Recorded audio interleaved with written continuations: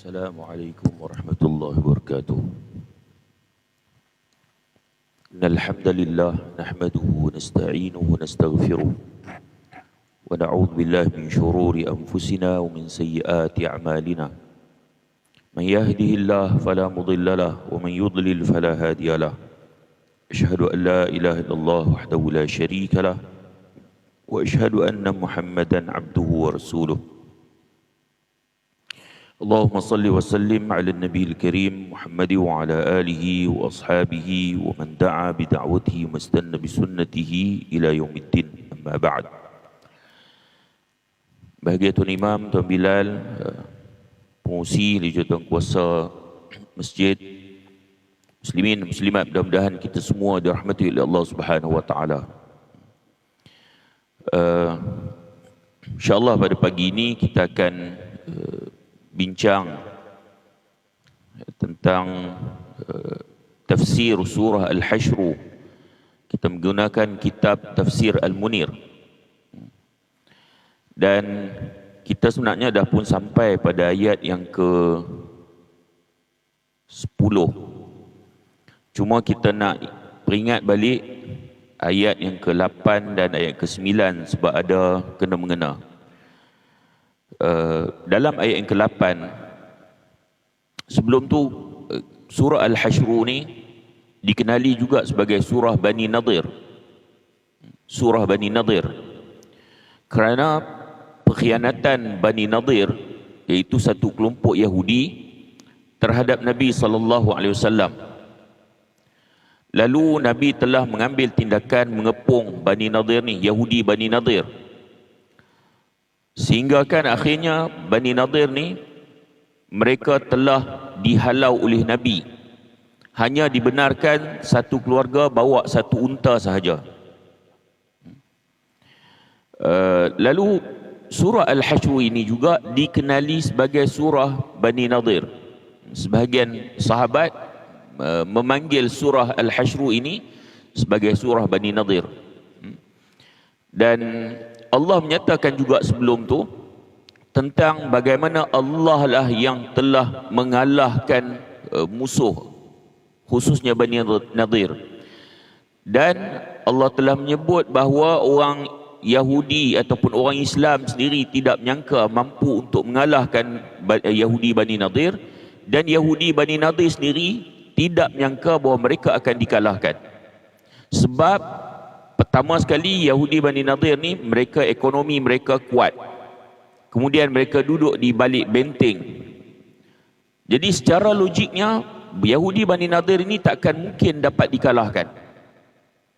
Tapi oleh kerana yang mengalahkan Bani Nadir ini adalah Allah, maka tidak ada yang mustahil. Allah campak perasaan takut dalam hati Yahudi Bani Nadir sehingga akhirnya mereka menyerah pada Rasulullah dan Rasulullah menghalau mereka semuanya. Baik. Dalam ayat yang ke-8 Allah telah memuji golongan muhajirin, yakni orang Makkah yang telah berhijrah ke Madinah. Allah telah berfirman, lil fuqara'il muhajirin alladhina ukhriju min diyarihim wa amwalihim yabtaghuna fadlan minallahi wa ridwana wa yansuruna Allah wa rasulahu ulaika humus sadiqun. Kepada orang-orang fakir yang berhijrah, yang telah diusir keluar dari kampung halamannya dan harta bendanya untuk mencari limpah kurnia dan Allah dan serta keredaannya dan menolong agama Allah dan Rasulnya, mereka itulah orang-orang yang benar, yakni benar iman dan amalnya. Allah telah memberi gambaran tentang muhajirin. Apa hebatnya golongan muhajirin ini?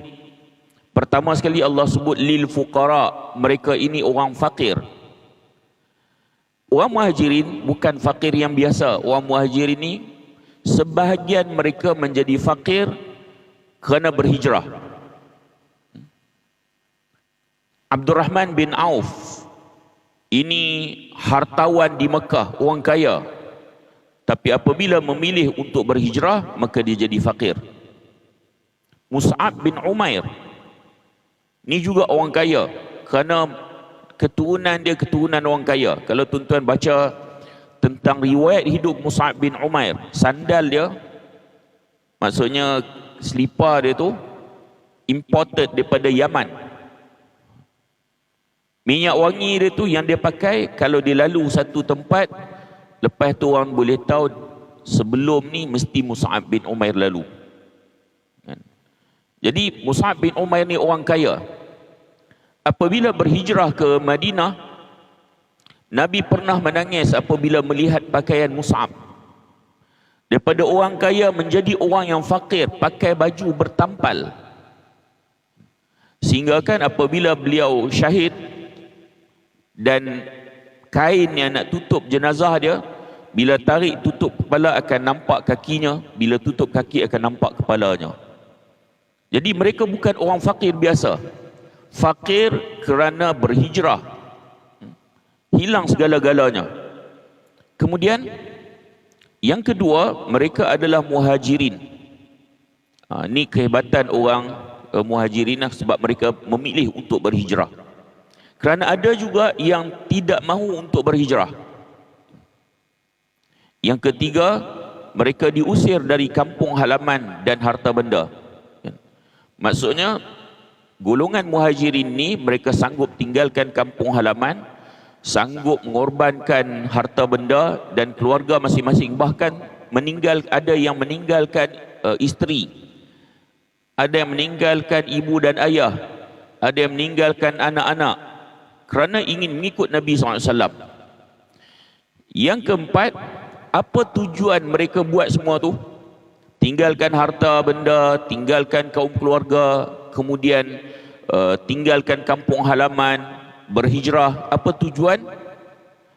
Allah dah sebut dalam ayat yang kita baca tadi, yabtaghuna fadlan minallah, mereka mengharap kelebihan ataupun fadl daripada Allah. Mereka mengharap ganjaran daripada Allah, harap pahala yang Allah akan berikan. Dan begitu juga mereka mengharap redha Allah. Fadlan minallah wa ridwana.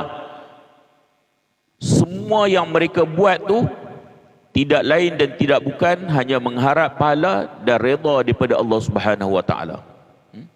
Hebat orang muhajirin ni. Dan yang kelima, mereka menolong dan membela agama Allah dan Rasulnya dengan jiwa dan harta. Mereka sanggup berkorban segala-galanya demi agama, untuk ikut Rasulullah sallallahu alaihi wasallam. Segala-galanya telah mereka korbankan. Tuan-tuan, kita kalau untuk agama ni mungkinlah berapa persen saja yang telah kita korbankan untuk agama. Tapi orang muhajirin, mereka telah korbankan semuanya untuk agama. Itu hebat orang muhajirin. Kemudian yang keenam, mereka itulah orang-orang yang benar dan sungguh-sungguh dalam agama mereka kerana mereka rela meninggalkan kesenangan duniawi. Ini ayat yang kita baca tadi ni, ayat ke-8. Antara kelebihan orang muhajirin adalah mereka, Allah sebut sebagai dalam ayat ni, ulaika humus sadiqun. Mereka orang golongan yang benar. Golongan yang benar. Benar kerana mereka telah membuktikan mereka sanggup telah melakukan segala-galanya, bahkan meninggalkan kesenangan duniawi. Kalau nak senang, duduk di Mekah, tak payah buat apa-apa. Buat apa nak pergi berhijrah no, berjalan kaki daripada Mekah Madinah dalam keadaan panas, tinggal segala-galanya. Mereka telah membenarkan dan membuktikan mereka telah pun berkorban segala-galanya untuk Islam. Kemudian dalam ayat yang ke-9, Allah telah memuji pula golongan Ansar. 8 Allah puji golongan Muhajirin. Ayat 9 Allah puji golongan Ansar.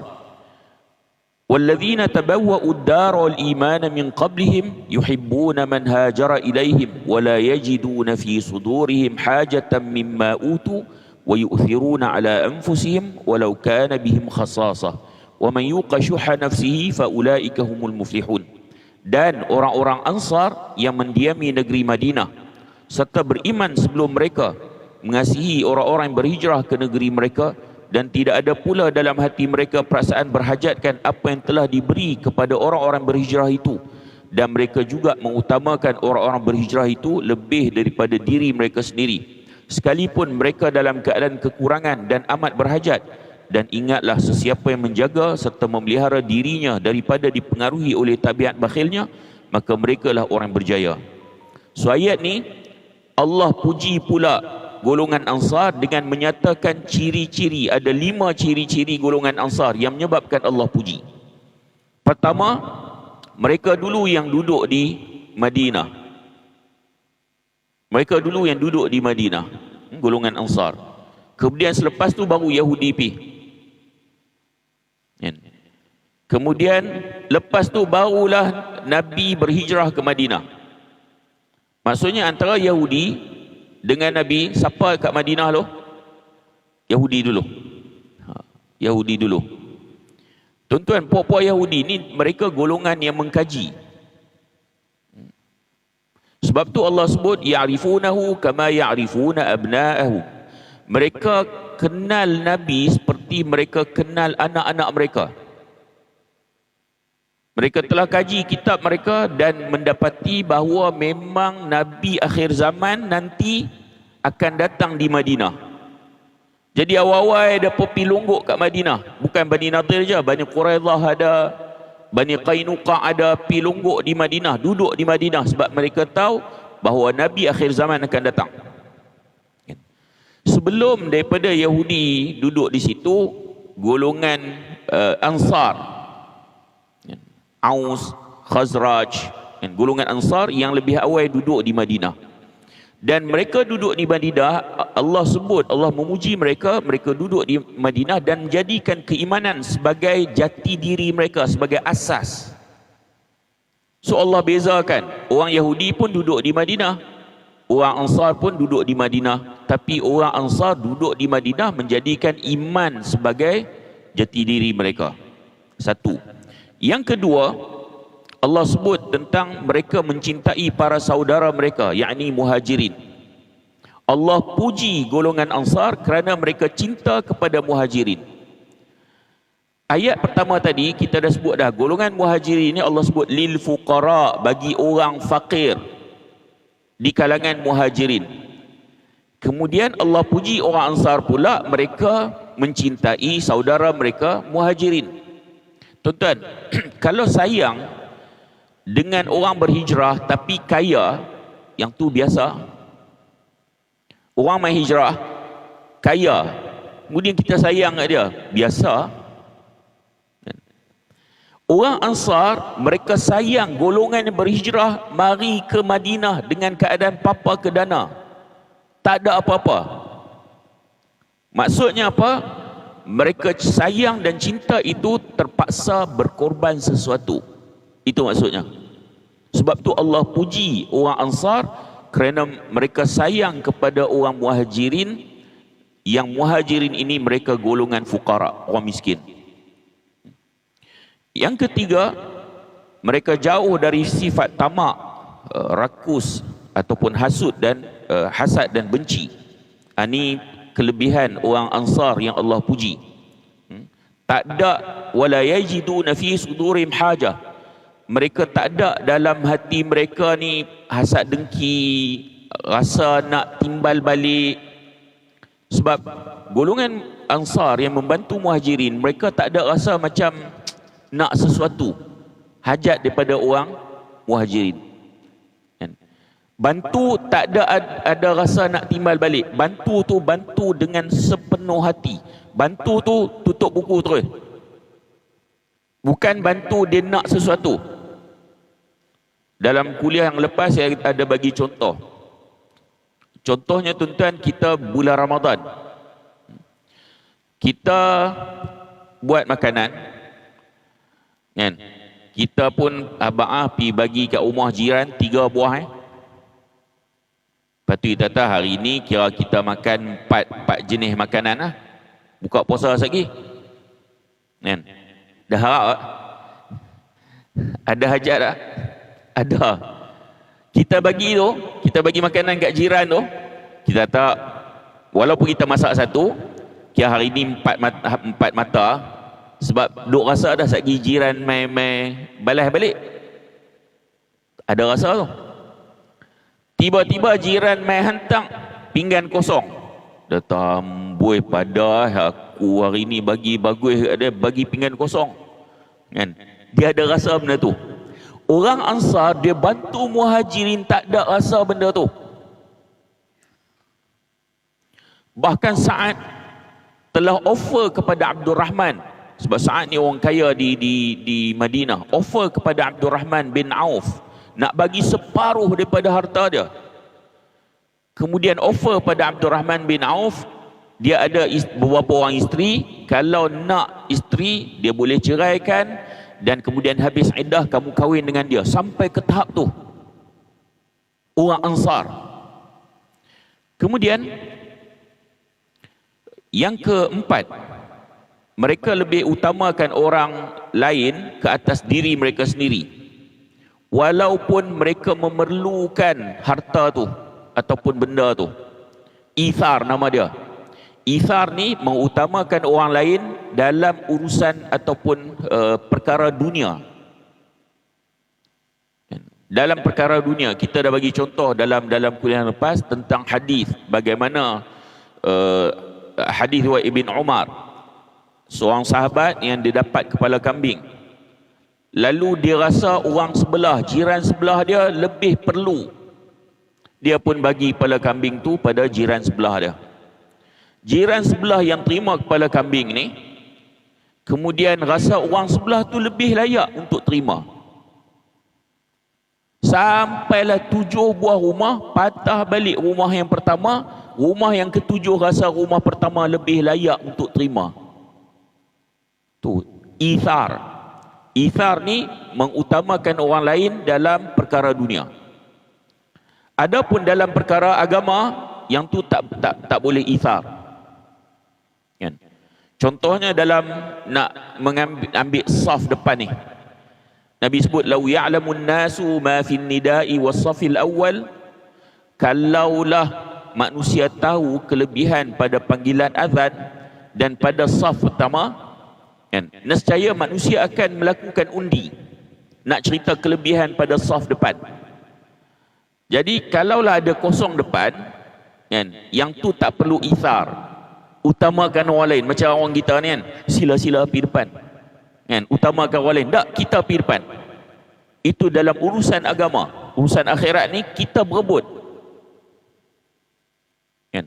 Sebab tu Allah sebut sabiqu ila maghfiratin min rabbikum, berebutlah untuk mendapat keampunan dari Tuhan kamu. Dalam hal agama berebut.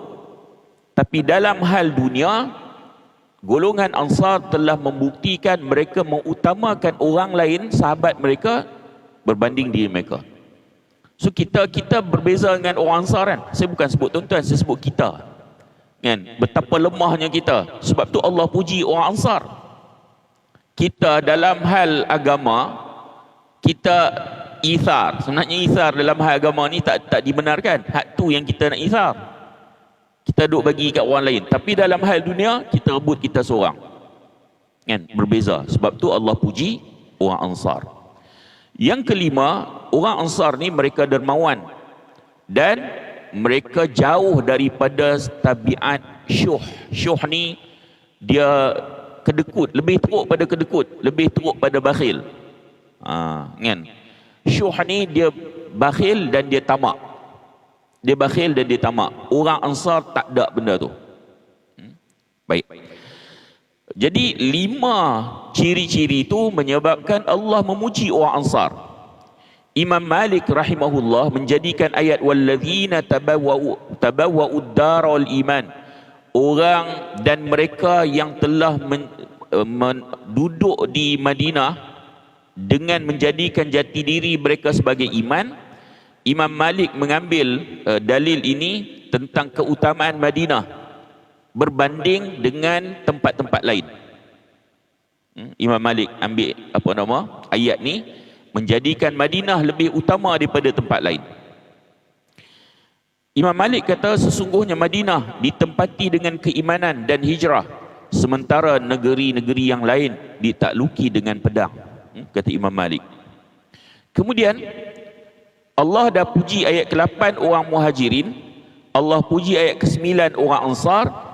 Siapakah golongan ketiga yang Allah puji dalam ayat yang ke-10? Kita tak ada peluang lah. So dicerita dalam ayat 10. Ayat 10 Allah sebut walladzina ja'u min ba'dihim yaquluna rabbana ighfir lana wa li ikhwanina alladhina sabaquna bil iman wa la taj'al fi qulubina ghillan lil ladzina amanu rabbana innaka raufur rahim. Dan orang-orang Islam yang datang kemudian daripada mereka. Kemudian daripada mereka siapa? Kemudian daripada orang Muhajirin, kemudian daripada orang Ansar. Lalu mereka berdoa, wahai Tuhan kami, ampunkanlah dosa kami dan dosa saudara-saudara kami yang mendahului kami dalam iman, dan janganlah engkau jadikan dalam hati kami perasaan hasad, dengki dan dendam terhadap orang yang beriman. Wahai Tuhan kami, sesungguhnya engkau amat melimpah belas kasihan dan rahmatmu. Baik. Dalam ayat ni Allah sebut tentang golongan selepas itu. Orang Islam yang datang kemudian setelah mereka. Golongan ini mereka mendoakan orang-orang yang terdahulu. Doakan orang Muhajirin dan doakan orang Ansar dan doa orang beriman yang terdahulu. Sebab tu doa ni penting untuk kita baca. Penting untuk kita baca. Allah ajak doa ni untuk kita baca. Rabbana ighfir lana. Wahai Tuhan kami, ampunkan kami. Dia sunnah dalam berdoa, sebelum minta keampunan untuk orang lain, minta keampunan untuk kita dulu. Rabbana ighfir lana, wahai Tuhan kami, ampunkan kami. Wal ikhwanina alladhina sabaquna bil iman, dan saudara-saudara kami yang telah mendahului kami dengan iman. Okey. Kemudian orang-orang yang mengikuti Muhajirin dan Ansar, golongan ketiga adalah golongan yang mengikut ciri-ciri orang Muhajirin dan mengikut ciri-ciri orang Ansar. Kita dah nyata 6 ciri-ciri Muhajirin, kita dah sebut 5 ciri-ciri orang Ansar.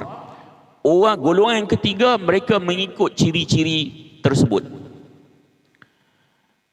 Kita faham, kita tidak mampu untuk nak menandingi sahabat. Sebab sahabat mereka ada kedudukan mereka sendiri. Bahkan Nabi sebut, kalau kamu infak emas sebesar gunung Uhud, infak sebesar gunung Uhud emas, takkan sama sahabat yang infak segenggam ataupun separuh. Maksudnya kedudukan kita dengan sahabat sangat jauh. Sahabat mereka sangat hebat.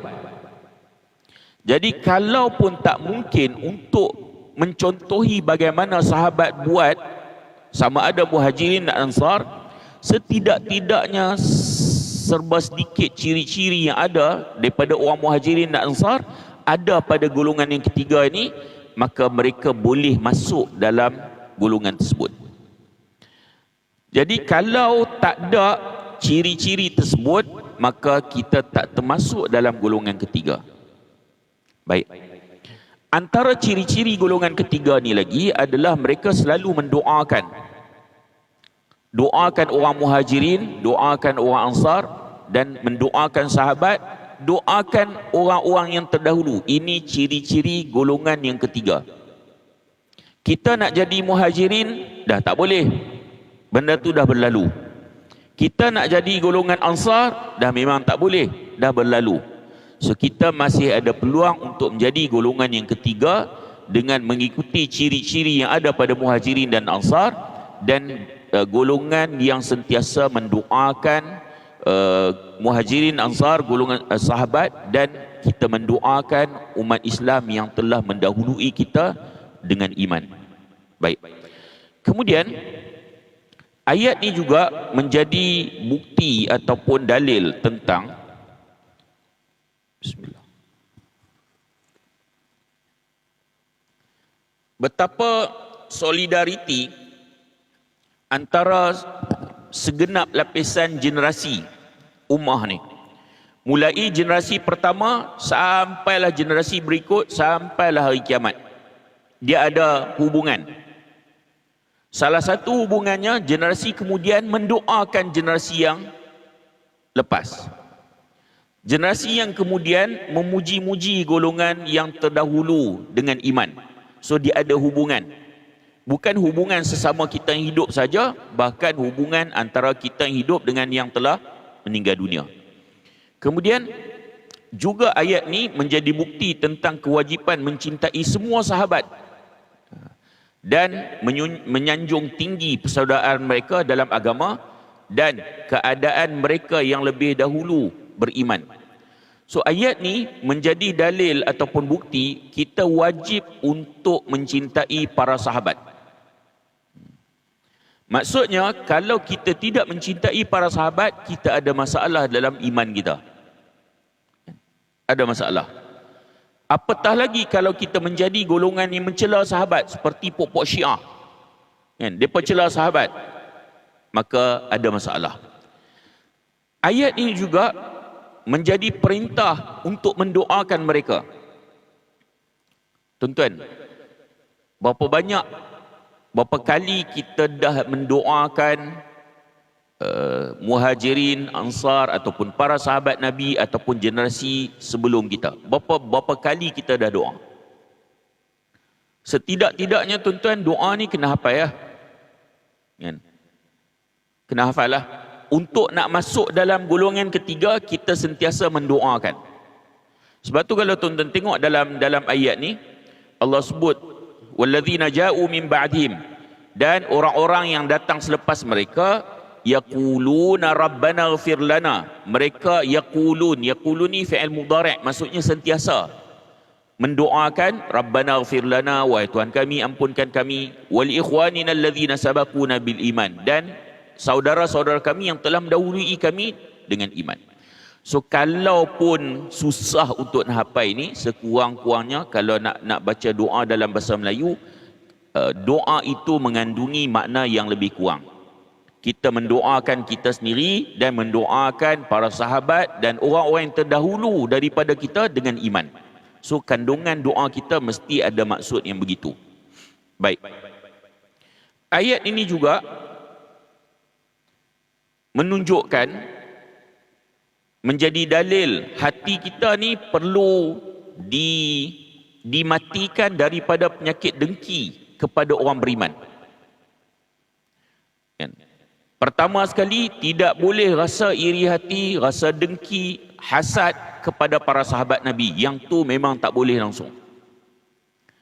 Dan begitu juga tidak boleh rasa dengki, rasa hasad, rasa iri hati kepada orang beriman yang lain sampai hari kiamat. Sebab ada golongan yang dia rasa, macam mana orang muda dia panggil jaki. Tuan-tuan tahu jaki? Jaki ni macam menyampah. Dia tak boleh tengok orang beriman, dia menyampah. Kan, lalu orang beriman, aku menyampah betul tengok dia ni, dia macam tu. Kan? Tuan-tuan, kalau umat Islam, contoh di Afghanistan lah, sebelum Taliban perintah ni, dia boneka Amerika perintah. Kan? Boneka Amerika perintah. Ini geng-geng rasuah merosakkan umat Islam di Afghanistan. Tersebarnya banyak maksiat di Afghanistan. Hatta Perdana Menteri Afghanistan tu tuan-tuan, semasa Taliban menang, dia nak lari tu, dia bawa satu helikopter penuh dan sebahagian daripada duit tu dia terpaksa tinggal di lapangan terbang. Punya banyak. Lari keluar. Dan sekarang hidup kaya raya. Termasuklah menteri-menteri yang lain. Teruk Afghanistan dulu. Lepas tu bila Taliban menang tuan-tuan, ada orang dia rasa jaki. Aku menyampah betul Taliban, tak pasal-pasal. Jenis macam tu. Dia tak boleh. Padahal golongan ini telah mengorbankan segala-galanya Bahkan tuan-tuan, Taliban ni ada yang sebahagiannya bukan orang situ, mai daripada lain, hijrah, korbankan harta. Kalau kita tengok ciri-ciri muhajirin, ciri-ciri ansar, kan, segala-galanya mereka tinggalkan. Bahkan ada di antara mereka yang bukan orang miskin pun. Mereka telah korban segala-galanya menghalau penjajah Amerika dan sekutu-sekutunya daripada Afghanistan. Tapi ada orang dia jaki, dia menyampah. Saya bukanlah tuan-tuan, saya pro Taliban sangat. Tapi kalau nak dibanding antara Taliban dengan hak sebelum ni, Taliban berpuluh kali ganda jauh lebih baik daripada puak-puak ni yang telah merosakkan akidah umat Islam di Afghanistan. Tapi bagi sebagian orang, ada Taliban buat salah sikit je, nampak salah sikit, dia jadi besar untuk dia. Dia tak nampak kebaikan yang banyak. Apatah lagi media duk main peranan, memburuk-burukkan. Apa wartawan yang dulu Taliban tangkap tu, perempuan tu? Apa nama dia, saya tak ingat. Tangkap, akhirnya dia masuk Islam. Dia ditangkap ni, dia cerita tentang bagaimana keadaan Taliban tangkap dia, buat dalam penjara. Dia cerita sikap Taliban ni sangat baik, layan seorang wanita dalam penjara. Dia kata Taliban tak pernah tengok pun dia punya jaga iman, kan? Punya jaga iman. Maka tuan-tuan, sebab tu kita ni minta kepada Allah jangan ada rasa dengki kepada orang beriman. Kalau ada rasa dengki pada orang beriman, maksudnya kita bermasalah. Sebab Allah hanya nyatakan 3 golongan. Allah nyatakan muhajirin, Allah nyatakan ansar, dan Allah nyatakan golongan ketiga. Saya dah bagi tahu, muhajirin 2, muhajirin dan ansar ni kita dah tak boleh masuk lah. Setidak-tidaknya masuklah golongan ketiga. Kalau ada rasa dengki terhadap orang beriman, takut golongan yang ketiga ni kita tak boleh masuk. Macam tu. Ar-Razi rahimahullah, dia menjelaskan, dia kata ketahuilah bahawa sesungguhnya ayat ini benar-benar telah mencakupi seluruh kaum mukminin, kerana mereka ada kalanya adalah muhajirin, ansar atau orang beriman yang datang setelah mereka. Maksudnya bukan muhajirin dan ansar saja, termasuk orang beriman sampailah hari kiamat.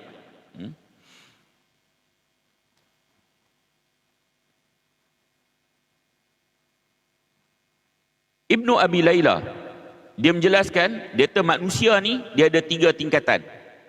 Macam yang saya sebut tadi ni. Muhajirin, yang kedua orang ansar, dan yang ketiga orang yang datang setelah mereka. Lalu jadilah kamu orang golongan yang ketiga. Kita kena berusaha ke arah tu. Baik.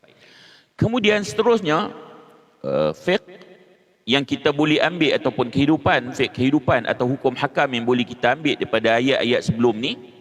Pertama sekali, kalau tuan-tuan nanti rujuk balik dalam surah Al-Hasyr juzuk ke-28, tuan-tuan akan menemui tentang harta rampasan Bani Nadir.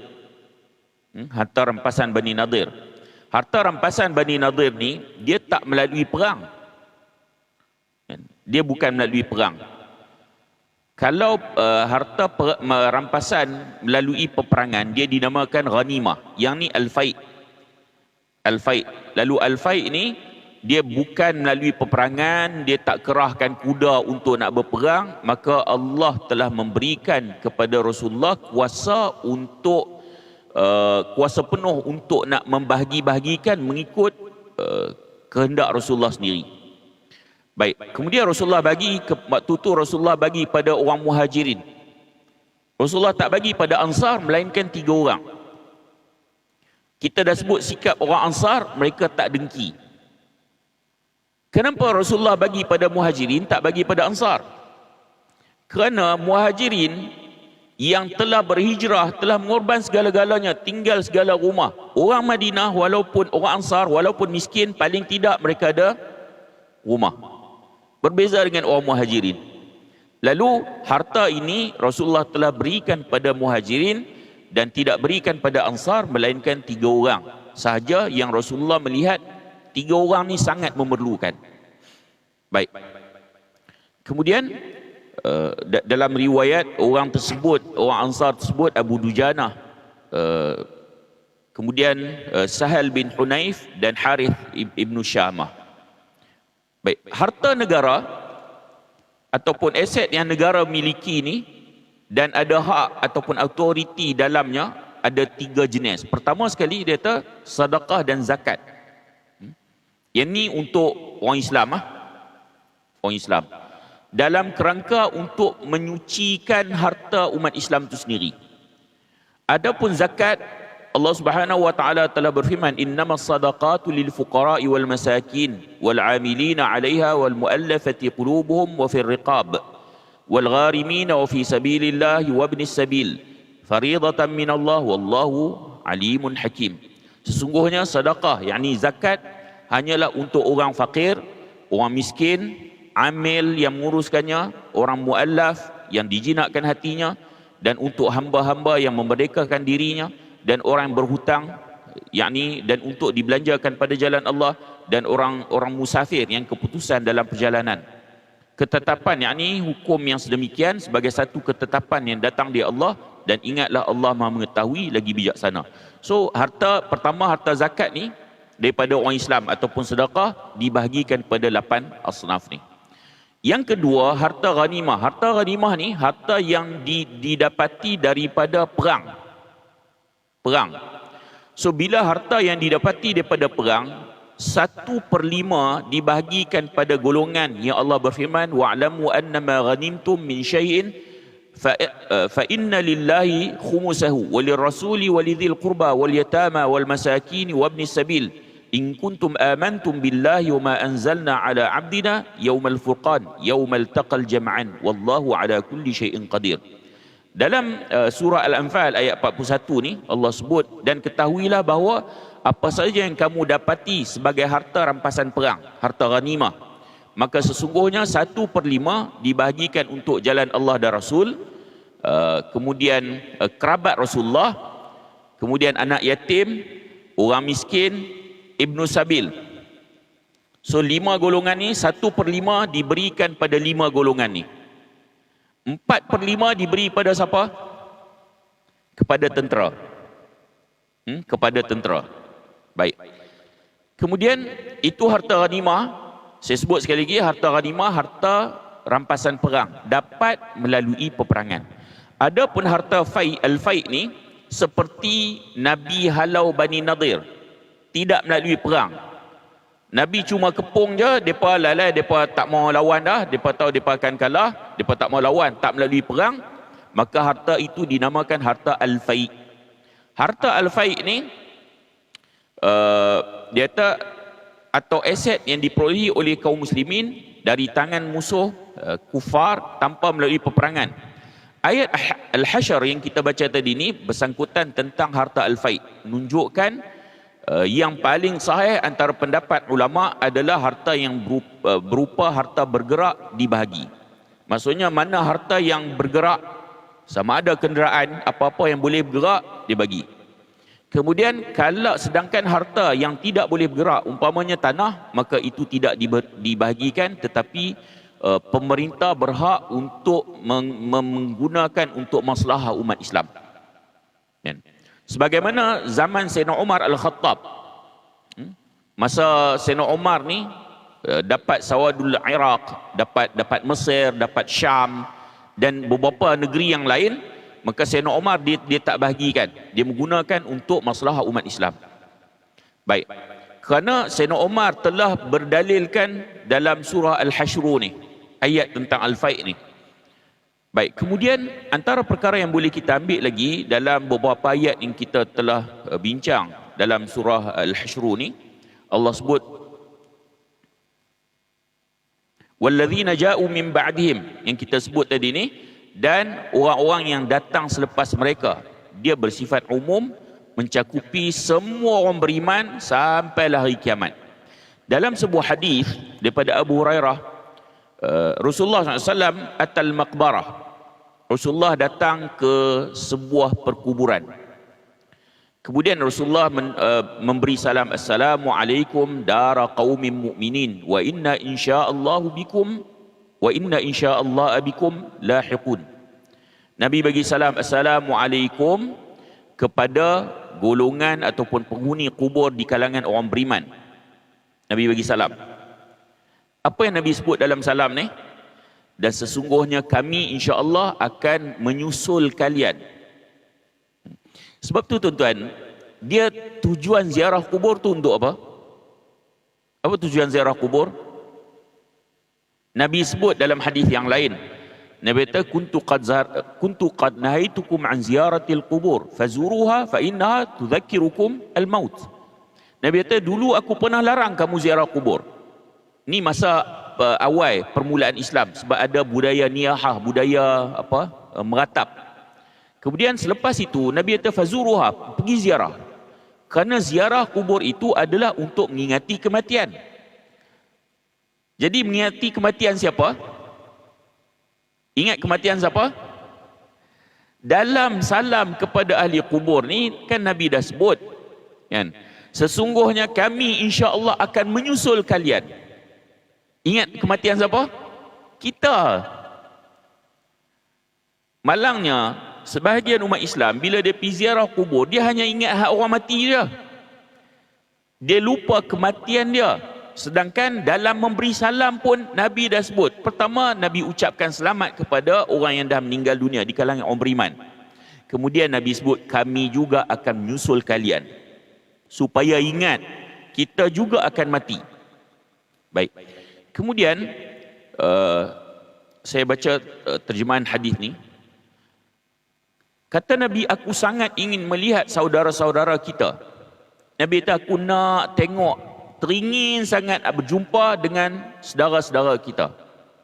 Kemudian para sahabat kata, wahai Rasulullah, bukankah kami ini saudara kamu? Tidakkah kami ini saudara kamu? Nabi teringin nak berjumpa saudara. Sahabat kata, wahai Rasulullah, kami ini bukan saudara kamu. Kemudian Rasulullah kata, kamu ni adalah sahabat aku. Sementara saudara-saudara kita adalah orang-orang yang belum lagi datang. Dan aku adalah orang yang mendahului mereka di telaga untuk menyambut kedatangan mereka. Baik. Jadi siapa? Siapa? Saudara yang Nabi maksudkan? Golongan yang ketiga itulah. Selain Muhajirin, Ansar dan golongan yang ketiga. Dan Nabi kata, esok di mahsyar kelak, Nabi akan tunggu di haud, di kolam Nabi, tunggu golongan ni yang Nabi sebut sebagai saudara. Jadi berusahalah masuk dalam golongan yang tiga ni. Mudah-mudahan kita menjadi saudara yang telah ditunggu oleh Nabi SAW di haud baginda nanti, dan Nabi mengalu-ngalukan kedatangan kita. Baik. Kemudian last kali, apabila kita bincang tentang pembahagian harta, zakat, kemudian sedekah, kemudian harta ghanimah, kemudian harta al-fai. So Islam telah menentukan sistem pembahagian. So apa tujuan Islam menentukan sistem pembahagian? Allah dah sebut, kaila yakuna dulatan bainal aghniya'i minkum, supaya harta tidak beredar di kalangan orang kaya, di kalangan kamu sahaja. Islam tak mau macam sistem kapitalis. Yang kaya makin kaya, yang miskin makin miskin.